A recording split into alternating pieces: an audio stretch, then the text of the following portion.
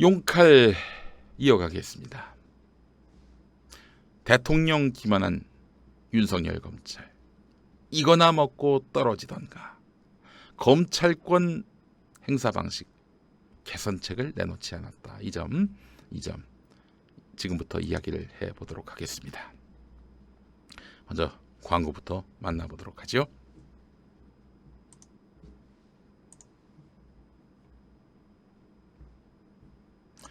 네, 네피알입니다. 네피알. 오픈 홍보, 기념일 단체 선물이 필요하시다면 네피알을 참고하시기 바랍니다. 불경기일수록 홍보를 위한 판촉물은 더욱 중요합니다. 나를 PR하고 싶으면 네피알을 만나라는 의미에서 네피알입니다. 판촉물의 모든 것이 네피알에 있습니다. 네피알에 없으면 다른 어디에도 없습니다. 수건, 물티슈 등 생필품부터 라이터, 티셔츠, USB까지 검색창에서 네피알로 검색하시거나 전화상담 032-519-4800으로 문의해 주시기 바랍니다. 사장님이 정말 친절하시네요. 예, 네피알입니다. 네피알 많은 사랑 바랍니다. 자, 문재인 대통령이 윤석열 검찰총장에게 검찰개혁안을 만들라고 지시했습니다. 하루 만에 답이 나왔는데 앞서 말씀드린 대로 앞서 경향신문 사설을 통해 말씀을 드렸습니다마는 한마디로 말해서 급조했습니다. 그리고 내용을 보게 되면은 제2기 박상기 장관 때 법무검찰개혁위원회 발표 권고안과 다르지 않습니다. 그렇다면 이건 무엇을 의미할까요? 문 대통령 지시를 이행하지 않을 수는 없죠. 왜냐하면 자기들이 지금 행정부의 공무원인데 행정부의 수장이신, 게다가 투표로 선출되신 문재인 대통령에 대해서 노골적으로 반기를 든다? 죽으려고 작정하는 거지. 검찰이 그렇게 머리가 나쁘진 않습니다. 근데 조국 법무부 장관에 대한 수사, 이 명분은 또 지켜야 된단 말이죠. 그렇다면은 우리가 지금 법정의 실현을 위해서 하는 것이지, 뭐 조국이라는 한 사람, 문 대통령이 매우 아끼는 조국이라는 그 한 사람을 죽이려는 게 아니에요. 이런 걸 또 보여줘야 한단 말이죠. 그래서 대통령이 지시한 사항에 대해서 처음에는 찬찬히 고민해 보겠다 이러더니 갑작스럽게 또 그 대안을 내놓았습니다. 자, 그런데 말이죠. 여기서 핵심은 말씀드린 대로 특수부 폐지입니다. 특수부 폐지. 그런데 서울중앙지검 등 세 곳은 그대로 둔다는 겁니다. 근데 이 세 곳이 사실상 전부예요. 2017년 윤석열 당시 서울중앙지검장 산하의 특수부는 3개에서 4개로 늘었습니다. 그렇기 때문에 서울중앙지검에 있는 특수부가 너무 많다. 권한을 남용하고 있다. 그러다 보니 자연스럽게 인지수사가 늘어나고 있다. 인지수사가 뭡니까? A라는 사건에 대해서 이제 수사를 하는데, A를 털다 보니 이 사람 잘못이 B 잘못도 있고 C 잘못도 있어. 그래서 계속 인지수사로 그 수사 범위를 확대시키는 거죠. 이게 무슨 얘기냐? 그러니까 A라는 사람을 범죄자로 만들고 싶어요. 근데 그 A라는 사람의 범죄, 그 A가 있어요. A를 털어봤는데 없는 거야. 그러면 A 없으니 무죄, 무혐의 이렇게 해서 집으로 돌려보냅니까? 아니죠. 그럼 너무 없어 보이잖아요. 그러니까 수사 과정에서 알게 된 B, C, D 이런 허물들, 이걸 갖고 어떻게든 기소하는 이런 일이 있었습니다. 실제로 여러분. 그 유우성 씨 아시죠? 유우성 씨. 이분 간첩 혐의로 잡혔어요. 자, 그런데 이게 2심 가서 이제 조작된 증거 갖고 어떻게든 1심에서 졌거든요. 2심에서 어떻게든지 이겨야 돼. 그래서 하는 수 없이 조작된 증거 갖고 내밀었다. 또 들통났네. 2심도 무죄, 3심도 무죄. 아주 개망신을 당했습니다. 그러다 유우성 씨의 과거 2010년에 외국환 관리법인가요? 그 경미한 죄인데 그냥 집으로 돌려보낼 수 없으니까 2010년 때 그때 사실상 기소유예가 된, 사실상이 아니죠. 기소유예를 했습니다. 검찰이. 그 사건을 다시 가져와서 기소를 했어요. 과거에 그 판단했던 기소유예인데 그럼 어떻게 뒤집었느냐? 알 수가 없어요. 4년 동안에 무슨 사건이 새롭게 진전되거나 증거가 새로 발견되거나 그런 거 없었거든요. 근데 하여간 참 이 유성을 죄인으로 만들기 위해서 간첩 수사를 했다가 결국 무죄 판단 받으니까 과거에 아주 요만한 허물을 갖고 와가지고 끝내 기소를 해버렸습니다. 이게 바로 인지수사라는 거죠. 인지수사의 폐해지요. 이 특수부가 권능이 강해지면은 인지수사 이 유혹으로부터 자유로울 수가 없는 거예요. 서울중앙지검이 지금 특수부가 많아가지고 특수부 폐지를 해야 된다면 여기가 폐지를 해야 되는데 여기는 그대로 두고 나머지 다른 지역에 특수부를 없앤다. 이거는 뭐 사실상 특수부를 폐지한 거라고 볼 수가 없는 거죠. 전면 폐지가 아니에요. 여러분 잘 보셔야 됩니다. 알짜는 남겨놓고 뭐 그냥 주변부 거의 유명무실한 거 그것만 없앤 겁니다. 그런데 지금 언론들은 까맣게 특수부 폐지 여기에 힘을 주고 있어요. 아닙니다. 아니에요. 잘못 보고 있어요. 왜 그런 착시 현상이 일어나는지 모르겠습니다. 검찰을 봐줄 목적 아니고서야 그게 가능한 주장입니까? 그래서 경향신문은 대검 셀프 개혁 효과는 미지수다 이렇게 부정적으로 평가를 냈습니다. 검사장들의 전용 차량 이용 중단 이것도 법무부가 내놓은 개혁안이에요. 그러니까 딴 데서 이제 만들어 놓은 개혁안 중에 일부만 이렇게 수용을 한 거죠. 경찰청 관계자, 검찰하고 견원지간인데 경찰청 관계자 말은 대검 발표에 대해서 새로운 내용이 없다. 개혁안 관련해서 새로운 내용이 없다. 이렇게 평가를 했습니다. 자, 그런데 말이죠. 언론은 뭐 윤석열이 대단한 결단을 한 것처럼 보도를 하고 있습니다. 천만의 말씀. 대통령이 뭐 하라고 하니까 하기 싫은데 그냥 하는 신용한 거예요. 이게 정답입니다. 우리 김수진님 말씀하셨지만 이문정 검사의 말을 잊으면 안 됩니다. 우리를 믿지 마세요. 우리를 믿지 마세요. 다음 기사도 한번 보겠습니다. 중앙일보인데 보십시오. 보십시오. 검찰이 믿질 게 없다는 반응. 검찰이 믿질 게 없다는 반응. 이런 얘기가 나왔습니다. 서울 지역에서 근무하는 또 다른 부장검사는 패스트 트랙으로 지정된 검경 수사권 조정안은 특정 분야에 대한 검찰의 직접 수사를 허용할 수 있게 돼 있다. 정부 주장대로 특수부의 이름만 없앤다고 검찰의 직접 수사가 사라지는 게 아니다. 빠져나갈 구멍이 다 있다는 걸 알고 유명무실한 개혁안을 내놓은 겁니다. 검사장 출신의 한 변호사는 특수부 축소 등 자체 개혁 방침은 이미 문무일 전 총장 때부터 검찰이 추진해왔던 내용인데 정치권 주장대로 검찰 개혁을 할 테니 너희들이 하라고 하니 할게. 근데 조국 수사에 대해서 간섭하지 마. 이거 우리가 그냥 하고 싶은 대로 할 테니까 그래 개혁해 줄게. 개혁해 주지 뭐. 그렇게 원하면 해주지 뭐. 하면서 해봤자 별 소용이 없는 그런 개혁안을 받으면서 그러면서 조국 장관 수사에 대해서는 건들지 말라 이렇게 지금 나오고 있는 것입니다. 한 요례를 또 보겠습니다.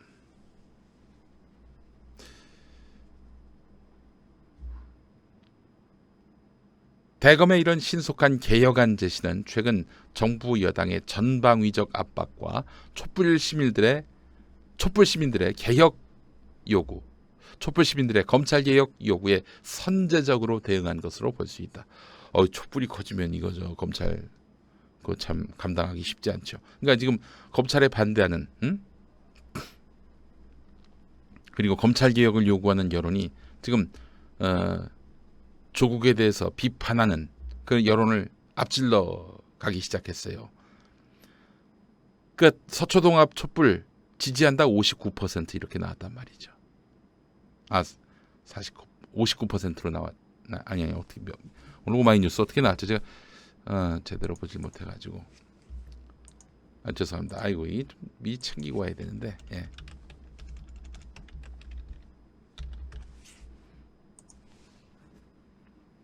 공감한다가 그러니까 검찰개혁 촛불 집회 공감한다가 54%, 공감하지 않는다가 42% 이렇게 나왔습니다. 대단한 겁니다, 여러분. 검찰 개혁에 대해서 지지한다라는 의사로 봐도 무리는 아닌 거예요. 54대 42. 그러니까 이런 거거든요. 검찰 개혁에는 공감하지만 촛불 집회는 동의하지 않는다. 이런 분들이 있거든요. 근데 촛불 집회에 대해서 공감한다가 54%라면은 촛불 집회에 공감하지 않지만 검찰 개혁에 대해서 동의한다. 이 여론은 그보다 훨씬 많다라고 봐야 마땅하지 않겠습니까? 그래서 이제 어떤 분들은 그런 얘기합니다. 그냥 이해가 된다. 조국 수호 이 말 이해가 된다. 하지만은 보다 많은 촛불 시민들을 모으기 위해서 조국 수호라는 말은 좀 이제 빼자. 이게 마치 이와 특정 정치인에 대한 특정 인물에 대한 지지 이 표시가 되면은 이 어떤 검찰 개혁 요구의 외연이 넓어지지 않을 수가 있다. 이런 목소리 하는 분도 있습니다. 근데 이제 제가 봤을 때는 무슨 거기 자기들이 외치고 싶은 구호가 있는데 뭐 어떡합니까? 그걸 어떻게 막아요? 막을 수도 없는 건데. 그리고 또 조국 장관이 현재 무리한 검찰 수사의 어떤 피해자로서 아이콘이 되어버렸습니다. 그렇기 때문에 지금 검찰을 아프게 할 수 있는 구호가 조국 수호거든요. 조국 수호가 검찰을 가장 아프게 하는 구호이기도 합니다. 그래서 조국 수호라고 외치는 그런 분들의 또 입장도 이해하고 존중할 만한 거죠. 예. 하여간 지금 많이 모이면 모일수록 우리는 검찰 개혁이라는 시대적 대의를 강력하게 추진해 나갈 수 있는 동력을 확보하는 것입니다. 예, 그래요. 자, 그런데 하여간 조국 장관 일가 수사가 검찰 개혁에 대한 저항이 아니라는 점을 보여줄 필요가 있는 거예요. 행정부 수장한테. 자, 근데 이야기가 잠시 좀 딴 데로 흘렀는데요. 이번 검찰 개혁안이 실효성이 있느냐? 검찰 고위직 출신 한 변호사 말 한번 보시죠. 특수부를 3군데 정도 남겨놓고 사건이 터졌을 때 총장 재량으로 특수팀을 만들면 된다. 총장 의지를 가진 수사는 3군데 정도로 충분하다. 그러니까 특수부를 축소시켜가지고 검찰이 무리한 수사하지 않게끔 하겠다. 그리고 이제 그 법도와 원칙을 넘어선 수사를 하지 않도록 하겠다. 이게 실현이 안 되는 거예요. 어제 그 검찰이 내놓은 개혁안이라고 하는 것이.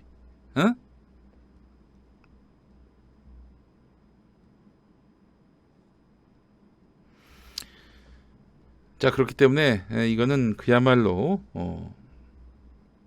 문재인 대통령에 대해서 기만한 것이다. 검찰 개혁안이라고 내놨는데 이거는 문 대통령을 기만한 것이다 라고 보는 것이 정확할 것 같습니다. 실제로 서울신문 기사도 한번 보겠습니다. 일단 검찰이 기가 꺾인 건 맞아요. 일단 정경심 교수를 검찰청사 1층 출입문을 통해서 포토라인에 세울 것이다. 여러분, 포토라인 세우면 무슨 일이 벌어지겠습니까? 기자를 가장한 사람들이 나와가지고 정경심 교수한테 막 온갖 모욕을 주고 욕설을 하고 그럴 것이 분명한 거 아니겠습니까? 너희들도 한번 당해봐라 이러면서 말이죠. 엉키고 성키고 그러면서 막 머리채 잡히고 그런 상황 연출하려고 하는 인간들도 있을 거예요. 틀림없이. 지금 아예 검찰청사 1층에 정경심 교수 출석을 기다리는 취재진 수십 명이 매일 대기하고 있는데 그래서 1층에 세우겠다. 포토라인에 세우겠다. 이건 뭘 의미하겠어요? 검찰은. 범죄자라는 낙인이 보다 선명하게 찍히는 그런 효과를 기대할 수 있는 거 아니겠습니까?